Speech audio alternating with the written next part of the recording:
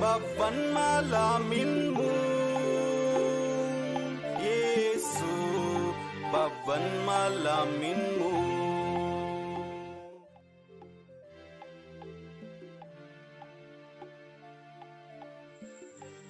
Cikin sunan Uba da na Ɗa da na Ruhu mai sarki, amin.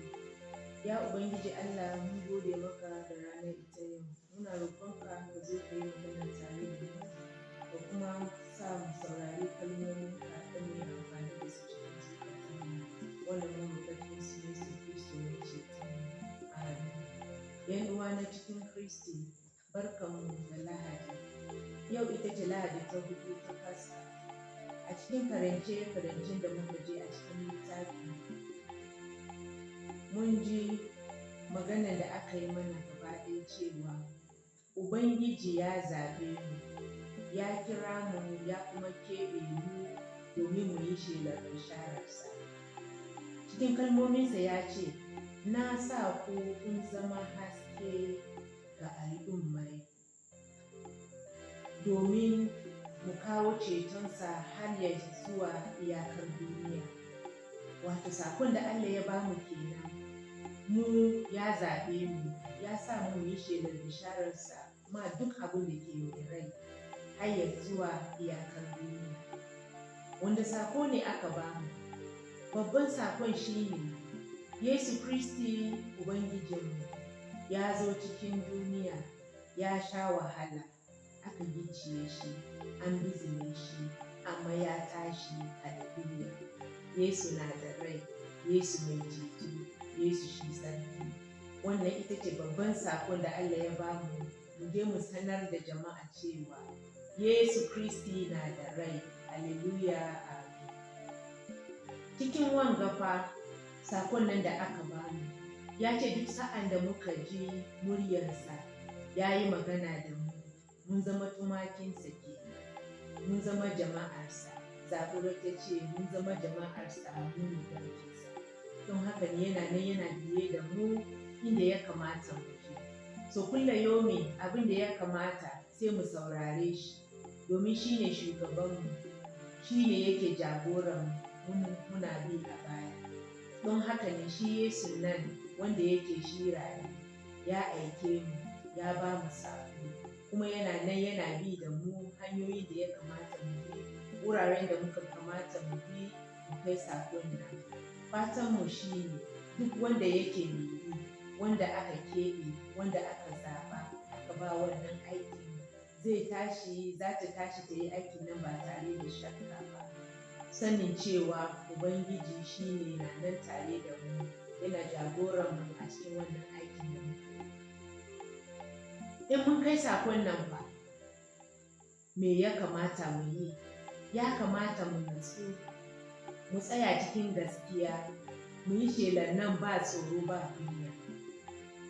Cikin masu bi wanda Ubangiji da kansa ya zaɓa, akwai mutane daban-daban yadda suka anshi maganar Ubangiji nan, sun anshe shi ta hanyar daban-daban. Na farko, wasu suna nan kamar Yahudawa, su ne aka zaɓa tun farko a ba su wannan shela, amma an ce sun ture sakon nan gefe, sun ki su karɓe ta.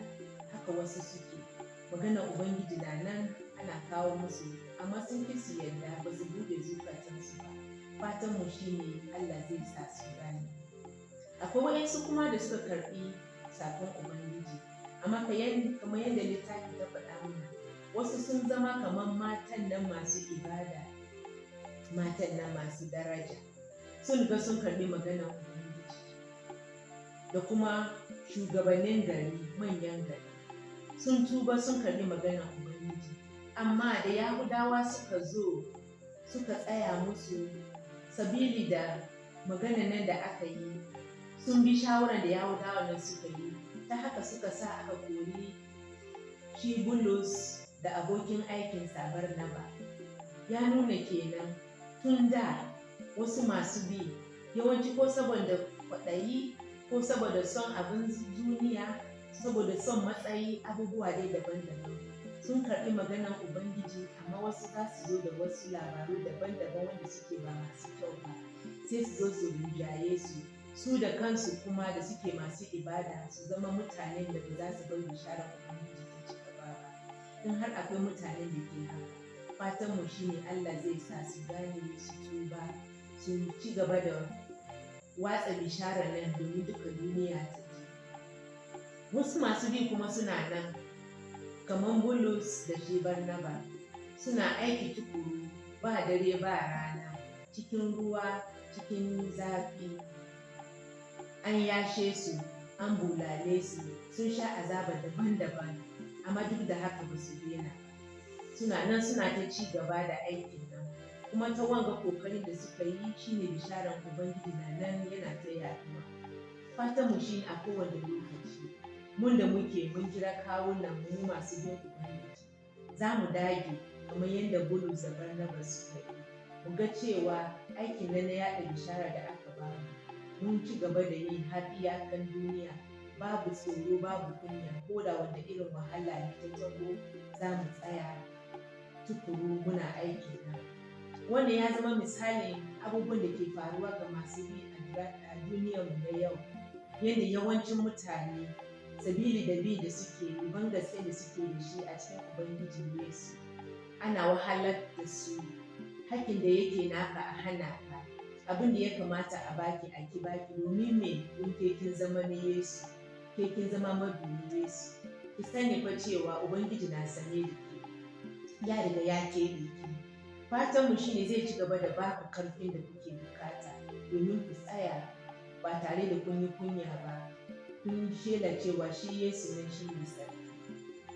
Duka kuma wanda suke shan wahala a cikin ranakun nan na yau, cikin duniyar mu na yanzu, fatan mu shine Allah zai sa su dage su ci gaba da aiki din nan, domin in an ci gaba haka, in duka mu mun ci gaba haka, za mu kasance cikin wanga babban taro na jama'a da aka ce sun taru, wa'inda ba a iya kirgawa. An ce ga su nan sun taru, sun wanke rugunansu sun zama fari fat da jinin ɗan tunkiya. Wa'innan da ke shan wahalar nan ta hanyoyi daban-daban sabili da sunan Yesu, wanke tufafi ne suke yi da jinin Yesu domin su zama fari fat. Fatan mu shine Allah zai ba da narasiya, Allah zai ba da karfi a ci gaba da wannan dauriya. Ana nan ana ta shirye Yesu babu rana babu dare, domin shi da kansa ya sa mu zama wanda za su dace, domin shi da yake ya ce mu ne tumakinsa, mu ne garkensa, ba za mu taɓa bauce ba ko mu gudu mu bar hanya. Fatan mu shine ubangiji nan da ya kiraye mu, da ya zaɓe mu, zai sa a kulle yomin mu ci gaba da tafiya ba tare da kunya ba, ba tare da tsoro ba. Kuma sa'an da muka ga 'yan uwanmu suna cikin shan wahalar nan, yadda za mu tallaba musu da iyakan abin da mun iya yi. Fatan mu shine duk wanda suke ubangiji ya riga ya keɓe, wanda suna shan wahala ta wurare daban-daban, bari Allah ya ba su yancin su da suke bukata. Allah kuma ya sa bishararsa ta ci gaba da samun wajen zama a zukatan kowane abin da ya halitta a cikin duniya, domin a ƙarshe mu zama mutane da za su rera yabonsa a cikin mulkinsa babu fasawa babu iyaka. Wannan mun roka cikin sunan Yesu Kiristi da ceton mu. Amin. Bari mu yi addu'a.